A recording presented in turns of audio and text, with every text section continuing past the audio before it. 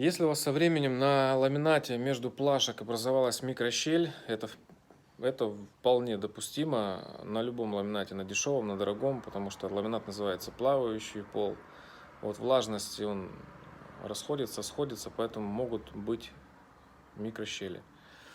И если, например, у вас скрип в ламинате не ушел, то, соответственно, да, то есть при укладке могут быть поскрипывания, но спустя время, там, полгода, год, 3 года, 5 лет, есть скрипы, то иногда помогает воск.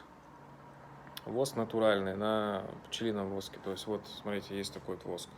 Он, когда плавится, он прозрачный.